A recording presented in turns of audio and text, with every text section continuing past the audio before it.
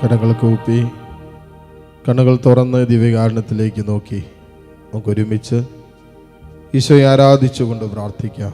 പരിശുദ്ധ പരമ ദിവ്യകാരുണ്യ നാഥനായ ഈശോയ്ക്ക് എന്നേരവും ആരാധനയും സ്തുതിയും പുകഴ്ചയും ഉണ്ടായിരിക്കട്ടെ. കരങ്ങൾ കൂപ്പി കണ്ണുകൾ തുറന്ന് ഈശോയെ തന്നെ കാണാം. ഇതാ സത്യം ഇയാൾ ധാരയിൽ ദിവ്യകാരുണ്യമായി എഴുന്നള്ളിയിരിക്കുന്നു.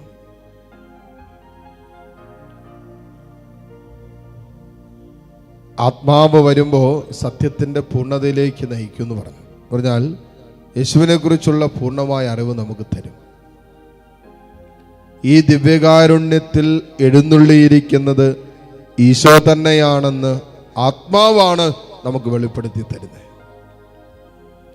നമ്മളിൽ പരിശുദ്ധാത്മാവ് എത്ര കണ്ട് ചലിക്കുന്നുവോ അത്ര കണ്ട് ദിവ്യകാരുണ്യനാഥൻ നമ്മുടെ ജീവിതത്തിൻ്റെ ഭാഗമാകാൻ തുടങ്ങും. യേശുവിനോടുള്ള സ്നേഹം, യേശുവിനോടുള്ള ബന്ധം വർദ്ധിക്കാൻ തുടങ്ങും. പരിശുദ്ധാത്മാവിൻ്റെ പ്രവർത്തനത്തിന് വിട്ടുകൊടുക്കാൻ ആഗ്രഹിച്ച് പ്രാർത്ഥിക്കാം. പാപം മൂലം നമ്മുടെ ആത്മാവ് മരവിച്ചു പോയോ? ദൈവത്തിൻ്റെ സ്വരം കേൾക്കാൻ പറ്റാത്തൊരവസ്ഥയിൽ നമ്മുടെ ആത്മാവ് വീണുപോയോ? അനുദപിക്കാൻ, കുമ്പസാരിക്കാൻ, ഒന്ന് ഏറ്റുപറയാനൊക്കെ ഒന്ന് തീരുമാനമെടുത്തേ.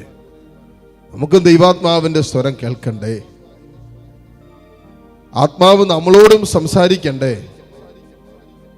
തീർച്ചയായിട്ടും ആത്മാവ് നിരന്തരം സംസാരിച്ചു കൊണ്ടിരിക്കുന്നുണ്ട്. ദൈവത്തിൻ്റെ ആത്മാവ് നിരന്തരം സംസാരിച്ചു കൊണ്ടിരിക്കുന്നുണ്ട്. നമുക്ക് മനസ്സിലാക്കാൻ പറ്റുന്നില്ലെന്നേ ഉള്ളൂ. ചില സമയത്ത് നമുക്ക് കേൾക്കാൻ പറ്റുന്നില്ലെന്നേ ഉള്ളൂ. കാരണം എന്താ? നമ്മുടെ കാതുകൾ മൂടപ്പെട്ടു, കണ്ണുകൾ മൂടപ്പെട്ടു, ഹൃദയം മൂടപ്പെട്ടു. ദൈവത്തിൻ്റെ സ്വരം, ആത്മാവിൻ്റെ സ്വരം ഇപ്പോൾ കേൾക്കാൻ പറ്റണില്ല. അടിസ്ഥാന കാരണം എന്താ?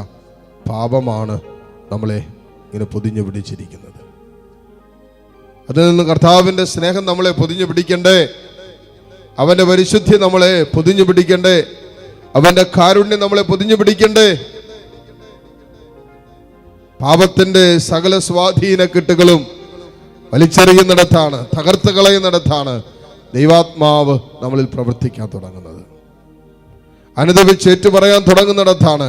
അപ്പസ്തോലന്മാർ പറഞ്ഞില്ലേ, രക്ഷപ്രാപിക്കാൻ ഞങ്ങൾ എന്ത് ചെയ്യണമെന്ന് പത്രോസിനോട് ദൈവജനം ചോദിച്ചപ്പോൾ പത്രോസ് പറഞ്ഞു, ഹൃദയം നുറങ്ങി പ്രാർത്ഥിക്ക്, അനുദപിക്ക്, പാപങ്ങൾ ഉപേക്ഷിക്ക്, എന്നിട്ട് യേശുവിൽ വിശ്വസിക്ക്.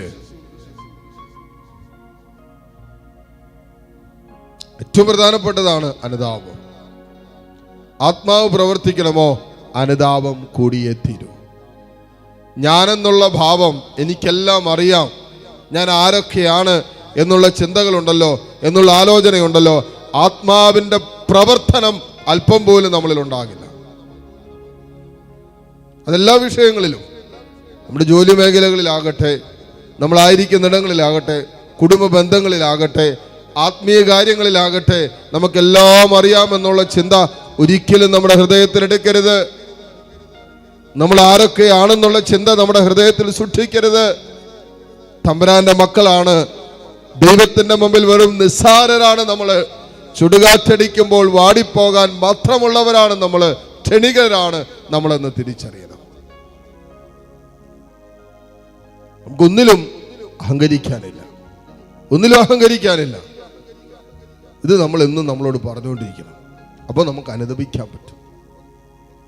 അപ്പോൾ ചിലതൊക്കെ വിട്ടുകൊടുക്കാനും ക്ഷമിക്കാനൊക്കെ എളുപ്പമാകും. ഇതൊന്നും പറ്റാത്തതിന് കാരണം എന്താ? അഹങ്കാരമാണ് മോനെ നിന്റെ ഉള്ളിൽ കിടക്കുന്നത്. മോളെ, നിന്നെ നിയന്ത്രിക്കുന്നത് അഹങ്കാരത്തിന്റെ ദുരാത്മാവാണ്. ഈ പിശാചാണ് അനേകം കുടുംബങ്ങളെ ഇന്ന് തകർത്തുകൊണ്ടിരിക്കുന്നത്, അനേകം ദാമ്പത്യങ്ങളെ തകർത്തുകൊണ്ടിരിക്കുന്നത്, അനേകം ആത്മീയ ജീവിതത്തിൽ അനേകർക്കൊന്ന് വളരാൻ പറ്റാത്തതിന്റെ അടിസ്ഥാന കാരണം എന്താണെന്നറിയാം? അഹങ്കാരത്തിന്റെ ദുരാത്മാവ് കയറി പ്രവർത്തിച്ചുകൊണ്ടിരിക്കുക. എളിമപ്പെടാൻ പറ്റണില്ല, വിട്ടുകൊടുക്കാൻ പറ്റുന്നില്ല, തെറ്റുപറ്റിയെന്നൊന്നും അംഗീകരിക്കാൻ പറ്റണില്ല. ദൈവത്തെക്കാളും വലിയവരാണെന്നുള്ള ചിന്തയാണ് നമ്മളെ പലപ്പോഴും നയിക്കുന്നത്. പ്രാർത്ഥിക്കാം, പരിശുദ്ധാത്മാവേ ആത്മാവേ ഞങ്ങളെ യേശുവിനെ പോലെ എളിമയും ശാന്തതയുള്ളതാക്കി മാറ്റണമേ എന്ന് പ്രാർത്ഥിക്കാം. ഈശോ പറഞ്ഞില്ലേ, നിങ്ങൾ എന്നിൽ നിന്ന് പഠിക്കാൻ ഞാൻ എളിമയും ശാന്തതയുള്ളവനാണെന്ന് ഈശോ പറഞ്ഞില്ലേ. അപ്പൊ ആത്മാവ് നമ്മളിൽ പ്രവർത്തിക്കുമ്പോൾ, ആത്മാവിന് പ്രവർത്തിക്കാൻ നമ്മളെ തന്നെ വിട്ടുകൊടുക്കുമ്പോൾ നമ്മൾ എളിമയുള്ളവരായിട്ട് മാറും, ശാന്തരായിട്ട് മാറാൻ തുടങ്ങും. പരിശുദ്ധാത്മാവിന്റെ നിയന്ത്രണത്തിലുള്ള ജീവിതങ്ങളെ നോക്കിക്കോ, അവര് ശാന്തരാകാൻ തുടങ്ങും, വളരെ ശാന്തമായിട്ട് പ്രവർത്തിക്കാൻ തുടങ്ങും. നമുക്കിപ്പോഴും മനസ്സും ഹൃദയമൊന്നും വൈകാരികതയൊന്നും ശാന്തമാക്കാൻ പറ്റണില്ലേ? ഇതൊക്കെ നമ്മുടെ കൺട്രോളിൽ തന്നെയാണ്, അല്ലെങ്കിൽ പിശാചിന്റെ നിയന്ത്രണത്തിലാണ്. പരിശുദ്ധാത്മാവിന്റെ നിയന്ത്രണത്തിൽ ഇതുവരെയും ആയിട്ടില്ല മോളെ. നിന്റെ വൈകാരികതയുണ്ടല്ലോ, നിന്റെ ദേഷ്യ സ്വഭാവം ഉണ്ടല്ലോ, പിടിവാശ സ്വഭാവം ഉണ്ടല്ലോ, ഈ പൊട്ടിത്തെറിക്കുന്ന സ്വഭാവം ഉണ്ടല്ലോ, ഈ ആകുല ചിന്തയുണ്ടല്ലോ, ഈ നിരാശ ചിന്തയുണ്ടല്ലോ, ഈ ആത്മഹത്യാ പ്രവണതയുണ്ടല്ലോ, ഈ അഹങ്കാര ചിന്തയുണ്ടല്ലോ, ഇതിനാലൊക്കെ നയിക്കപ്പെട്ടുകൊണ്ടിരിക്കുവാണോ? ഇതിനർത്ഥം ആത്മാവ് ഇപ്പോഴും പ്രവർത്തിക്കാൻ തുടങ്ങിയിട്ടില്ല. പരിശുദ്ധാത്മാവിന്റെ പ്രവർത്തനത്തിൽ നീ നിന്നെ തന്നെ ഇതുവരെ വിട്ടുകൊടുത്തിട്ടില്ല. പിശാച് പ്രവർത്തിച്ചുകൊണ്ടിരിക്കുക. ചിലർ തൻ്റെ തന്നെ തോന്നലുകൾക്ക് ജീവിതത്തെ വിട്ടുകൊടുത്തിരിക്കുക. അതിനപ്പുറം നമുക്ക് പോകാൻ പറ്റണം. ആത്മാവ് പ്രവർത്തിക്കുന്ന ജീവിതത്തിൻ്റെ ഒരു അനുഭവമുണ്ട്. ആത്മാവിൻ്റെ പ്രവർത്തനത്തിന് വിട്ടുകൊടുക്കുമ്പോൾ അനുഭവിക്കുന്ന, നിലനിൽക്കുന്ന ചില സമാധാനവും നിലനിൽക്കുന്ന ആനന്ദവും നിലനിൽക്കുന്ന സ്നേഹമൊക്കെ ഉണ്ട്. ഇത് നമുക്ക് അനുഭവിക്കണ്ടേ? കരങ്ങൾ രണ്ട് തുറന്ന് ഈശോയിലേക്ക് നീട്ടിപ്പിടിക്കുക. തമ്പുരാൻ തരട്ടെ. തമ്പുരാന്റെ സ്നേഹം തമ്പുരാൻ തന്നെ നമ്മുടെ ഹൃദയങ്ങളിലേക്ക് ഒഴുക്കട്ടെ. ആത്മാവിൽ ഇതൊക്കെ നമ്മുടെ ഹൃദയങ്ങളിൽ നിറയാൻ തുടങ്ങും, അല്ലേ? അതല്ലേ റോമാക്കാർക്ക് ലേഖനം 5:5 പറയുന്നത്? പ്രത്യാശ നമ്മെ നിരാശരാക്കുന്നില്ല, എന്തെന്നാൽ ദൈവത്തിൻ്റെ സ്നേഹം പരിശുദ്ധാത്മാവിലൂടെ നമ്മുടെ ഹൃദയങ്ങളിലേക്ക് ചൊരിയപ്പെട്ടിരിക്കുന്നു. അപ്പോൾ പരിശുദ്ധാത്മാവിലൂടെ ദൈവത്തിൻ്റെ പരിശുദ്ധമായ സ്നേഹം നമ്മുടെ ഹൃദയങ്ങളിലേക്ക് ചൊരിയപ്പെട്ടുകൊണ്ടേയിരിക്കുന്നു. വേണ്ടേ? ഈ സ്നേഹം അനുഭവിക്കണ്ടേ? ഈ കരുത്ത് നമുക്ക് വേണ്ടേ? ക്ഷമിക്കാനുള്ള കരുത്ത് വേണ്ടേ? ഇത് പലർക്കും പറ്റണില്ലല്ലോ. അതുകൊണ്ടാണ് ഈശോ പറഞ്ഞത്, ഞാൻ പലതും പറയാൻ ആഗ്രഹിക്കുന്നു, പക്ഷേ അവ ഉൾക്കൊള്ളാൻ നിങ്ങൾക്ക് എപ്പോഴും സാധിക്കുന്നില്ലെന്നാണ് ഈശോ പറഞ്ഞത്. അതിന് കാരണം എന്താണ്? നമ്മളിപ്പോഴും സത്യത്തിൻ്റെ പൂർണ്ണത നമുക്ക് കിട്ടിയിട്ടില്ല. സത്യത്തിൻ്റെ പൂർണ്ണത കിട്ടാത്തത് കൊണ്ട്, യേശു ക്രിസ്തുവിനെ കുറിച്ചുള്ള പൂർണ്ണമായ അറിവ് ലഭിക്കാത്തത് കൊണ്ട് നമ്മളിപ്പോഴും ക്ഷമിക്കുകയില്ല.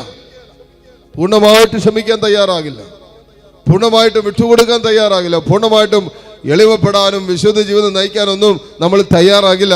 കാരണം എന്താ? ഒരു സത്യത്തിൻ്റെ പൂർണ്ണത നമ്മൾ അനുഭവിച്ചിട്ടില്ല.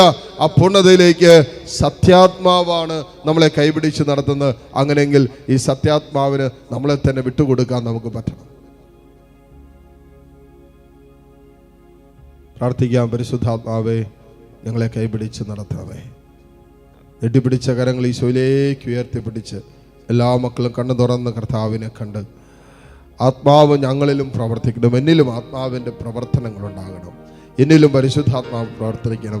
എന്നിലൂടെയും ആത്മാവ് ഈ കാലഘട്ടത്തിൽ പ്രവർത്തിക്കണം എന്നാഗ്രഹിച്ചുകൊണ്ട് എല്ലാ മക്കളും ഒന്ന് സ്തുതിച്ച് ഹല്ലേലൂയ, ഹല്ലേലൂയ, ഹല്ലേലൂയ, ഹല്ലേലൂയ. ഈശോയെ ആരാധന, ആരാധന, ആരാധന, ആരാധന, ആരാധന. Hallelujah, hallelujah, hallelujah. ഈശോയെ ആരാധന, ആരാധന, ആരാധന, ആരാധന, ആരാധന, ആരാധന. Hallelujah, hallelujah, hallelujah, hallelujah, hallelujah. ഈശോയെ ആരാധന, ആരാധന, ആരാധന, ആരാധന. Hallelujah, hallelujah, hallelujah, hallelujah. ഈശോയെ ആരാധന, ഈശോയെ ആരാധന, ഈശോയെ ആരാധന, ഈശോയെ ആരാധന. Hallelujah, hallelujah, hallelujah. മുട്ടുകുത്താൻ സാധിക്കുന്ന എല്ലാ മക്കളെയും നിമിഷം മുട്ടുകുത്തുന്നു. ദിവ്യകാരുണ്യ ഈശോ നമ്മളെ ആശീർവദിക്കാൻ ഒരുങ്ങുന്ന നിമിഷമാണ്. താഴ്ന്ന സ്വരത്തിൽ ഈശോയെ സ്തുതിച്ച് ഈശ്വര ആശീർവാദം സ്വീകരിക്കാം. Hallelujah, hallelujah, hallelujah. ആരാധന, ആരാധന, ആരാധന, ആരാധന, ആരാധന, ആരാധന, ആരാധന, ആരാധന, ആരാധന, ആരാധന, ആരാധന. നന്ദി കർത്താവേ, നന്ദി, നന്ദി ഈശോയെ, നന്ദി ഈശോയെ. ഈശോയെ ചൊരിഞ്ഞ എല്ലാ അനുഗ്രഹങ്ങൾക്കും നന്ദി പറയുന്നു, നന്ദി പറയുന്നു, നന്ദി പറയുന്നു, നന്ദി പറയുന്നു. ആരാധന, ആരാധന, ആരാധന, ആരാധന, ആരാധന, ആരാധന, ആരാധന, ആരാധന. ഈശോയെ